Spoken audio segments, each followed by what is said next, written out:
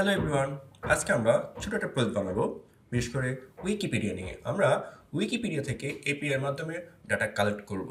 আমরা দেখতে পাচ্ছি আমাদের এই ছোট্ট একটা ওয়েব পেজে আমরা জেলা সম্পর্কে কিছু বিবরণ দেখাচ্ছি, বিশেষ করে ফেনী শিরোনাম, সংক্ষিপ্ত বিবরণ। আমরা যদি ফেনী সম্পর্কে আরও জানতে চাই, সেক্ষেত্রে আমরা এই পেজটার লিঙ্কে ক্লিক করলে সেটা জানতে পারবো।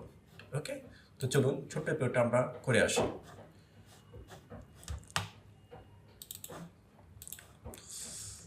আমাদের ওয়েব পেজে তেমন কিছু নেই, জাস্ট কিছু স্টাইল রাখলাম, একটা হেডিং, একটা ইনপুট, আর একটা হচ্ছে বাটন, আর একটা ডিপ রাখলাম যেখানে তথ্যগুলো ক্লিক করলে দেখাবে।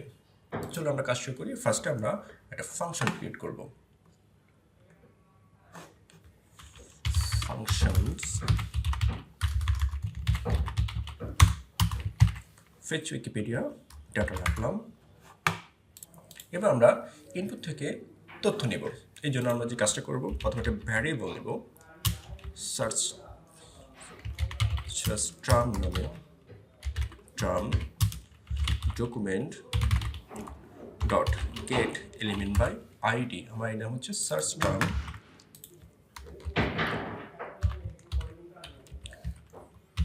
এই বিয়ের থেকে আমরা ভ্যালুকে প্রিন্ট করে নিব,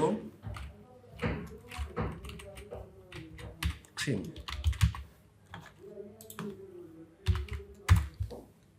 এরপর একটা কন্ডিশন বলবো, ছোট একটা অ্যালার্ট দেখাবো কন্ডিশন দিয়ে। ইফ আমাদের সার্চ টার্ম যদি এমটি হয়, সেক্ষেত্রে সে আমার একটা অ্যালার্ট দেখাবে।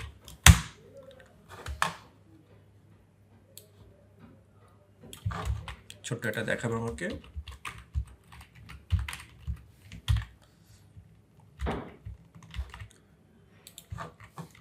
এবং রিটার্ন করতে হবে অবশ্যই, রিটার্ন।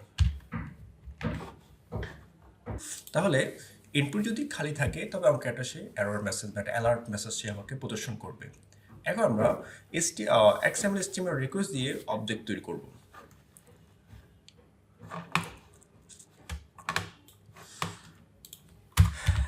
let xhr নিউ, আমরা অবজেক্ট হচ্ছে XML HTML রিকোয়েস্ট, তারপর xhr যে ফাইল ওপেন করবে, গেট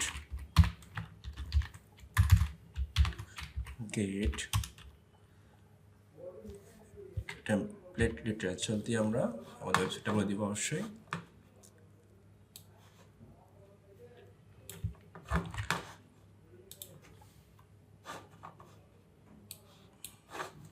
টেমপ্লেট লিটারেচার, হ্যাঁ, আমরা উইকিপিডিয়ার সেই কাঙ্ক্ষিত এটা বলে দিব, তারপর ট্রু করে দিব। True, TRUE। তাহলে কি হচ্ছে, এই যে আমাদের ওপেন যে মেথডটা আছে, যদি আমরা গেট অনুরোধ তৈরি করা হচ্ছে, যেখানে উইকিপিডিয়া API এর ইউআরএল থেকে, এই ইউআরএলটা থেকে আমরা আমাদের এখানে যে সার্চ টার্ম যেটা আছে সে প্যারামিটারটা পাঠানো হচ্ছে। আর এর ভিতরে আমরা যে এটা ইউজ করলাম, যে এনকোড URI কম্পোনেন্ট, এটাকে এমন এই জন্য ব্যবহার করা হয় যাতে সার্চ টার্ম যেন সঠিকভাবে ইউআরএলে পাঠানো যায়। এই জন্য মূলত আমরা এই এটা ইউজ করলাম। এরপর আমরা API থেকে রেসপন্স পাওয়া বা তথ্য প্রক্রিয়া বা প্রসেস করব।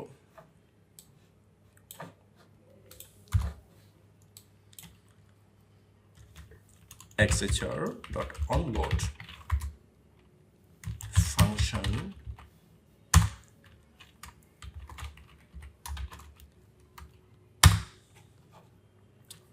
অনলোড। এই ইভেন্ট এটা কি কাজ করবে, যদি সার্ভার থেকে সকল রেসপন্স HTTPS 200 পাওয়া যায়, সেক্ষেত্রে আমরা এই যেখানে একটা কন্ডিশন ইউজ করব, যে xhr dot status triple equal to 200, মানে ওকে যদি হয় কন্ডিশনটা, সেক্ষেত্রে আমরা পার্স করব। লেট ডাটা পার্স করে নিয়ে আসবো, JSON পার্স টেক্সট আকারে, রেসপন্স টেক্সট আকারে, সেক্ষেত্রে আমরা XHR যে ভ্যালুটা ছিল রেসপন্স টেক্সট আকারে। এরপর লেট কন্টেন্ট, আমরা একটা নেব কন্টেন্ট, ডাটা এক্সট্রাক্ট করবো আমরা এখানে। এর জন্য আমরা data dot extract dot HTML অথবা ডট এক্সট্রাক্ট ইউজ করব।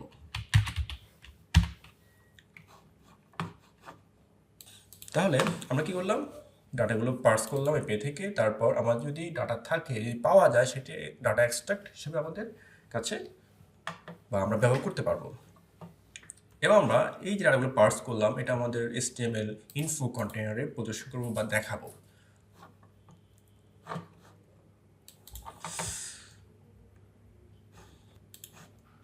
এই যে আমাদের, আমরা এখন এর ভিতরে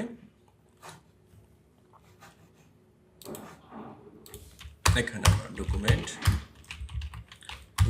dot get element by ID, get element by ID, সেটা হচ্ছে ইনফো কন্টেইনার ইনফো, এই যেটা আমরা এখানে প্রদর্শন করব। ইনফো কন্টেইনার HTML আকারে, ইনার HTML ইকুয়াল, তো হচ্ছে টেমপ্লেট টেক্সচার ইউজ করব। এখানে আমরা পি নিতে পারি, পি হিসেবে নিতে পারি, পি ক্লোজ করলাম, পি। তবে দুঃখিত, কোনো তথ্য পাওয়া যায়নি, সেটা দেখাচ্ছি। আচ্ছা, পি না, আমরা আগে ডাটাগুলো দেখাই ফেলি। H3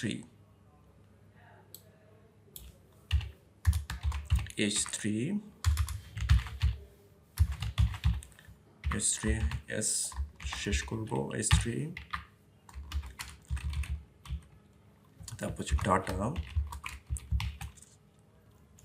ডট টাইটেল, এই যে আমরা এখানে অবশ্যই গেলে সামারি পাবো, এখানে ডাটা টাইটেল,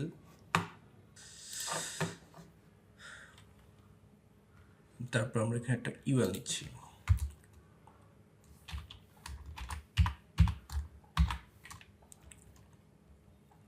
UL শেষ করব।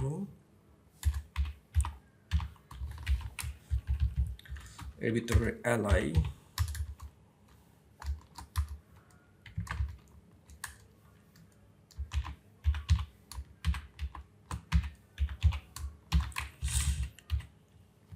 একটা স্ট্রং নিচ্ছে, স্ট্রং বোল্ড আকারে দেখায়,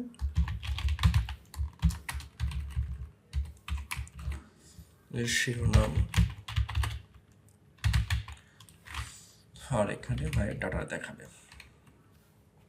স্পেস ইউজ করতে পারি আমরা এখানে।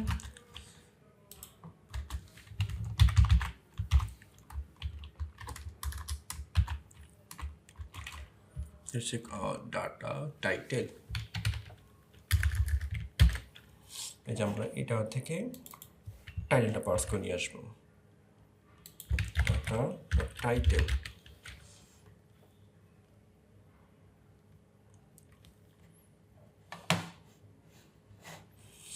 এরপর আমরা এখানে আরেকটা অ্যালাইন নিব, স্পেস দরকার নেই।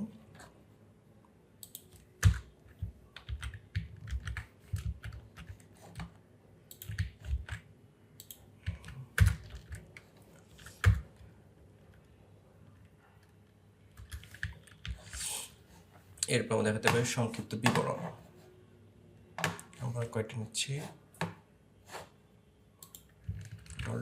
সংক্ষিপ্ত,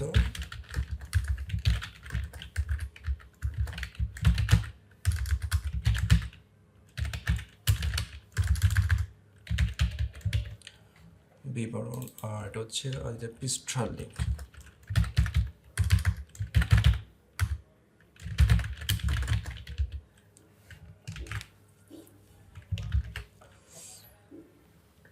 এটা হচ্ছে আমাদের পুরো কন্টেন্ট দেখাবে, এই কন্টেন্ট এক্সট্রাক্ট করে দেখাবে কন্টেন্ট। এরপর যে লিঙ্কটা আছে সেটা আমরা এটাকে নিব,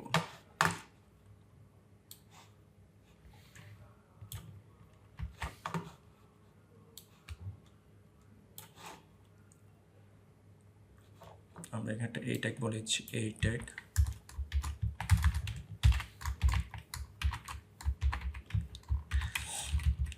এখানে href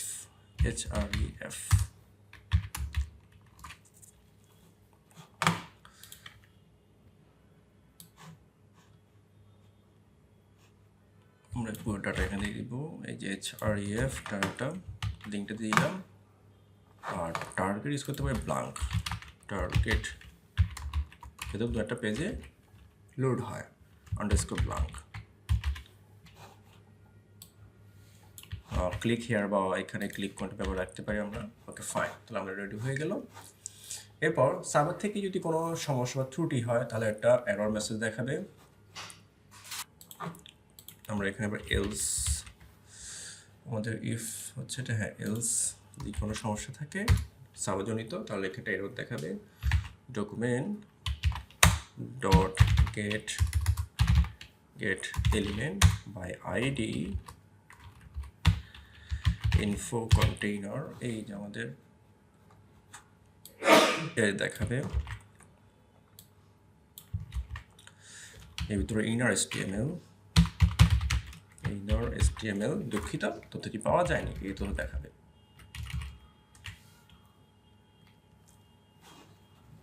যদি কোনো সমস্যা ত্রুটি যদি আমাদের নেটওয়ার্ক থেকে পেয়ে থাকে সেক্ষেত্রে আমরা একটা ফাংশন তৈরি করব, xhr.onError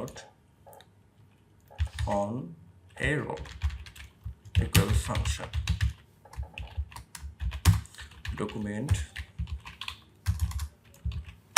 dot get element by id, তার নাম হচ্ছে info container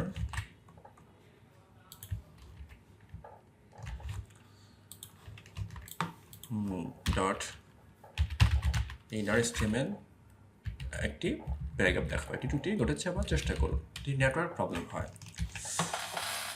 এরপর আমরা যে কাজটা করব এবং আমাদের অনুরোধটা পাঠাবো আমাদের এপিআই কাছে, মানে সার্ভার কাছে অনুরোধ পাঠাবো যাতে আমরা গেট করতে পারি। এই জন্য আমরা এখানে দিব xhr.send, আর আমরা যে ফাংশন ইউজ করলাম সেটা আমরা আমাদের অন ক্লিক যে বাটনটা আছে সেখানে বলে দেব। এখন আমরা চলে যাচ্ছি আমাদের সার্ভার কপিতে এই যে ওয়েব পেজে। ওকে ফাইন, আমি যদি এখন আমাদের শহর নিয়ে জানতে চাই, চলে আসছে ফেনী শহর পুরোটা চলে আসছে। ওকে, আমি যদি এখন লিখি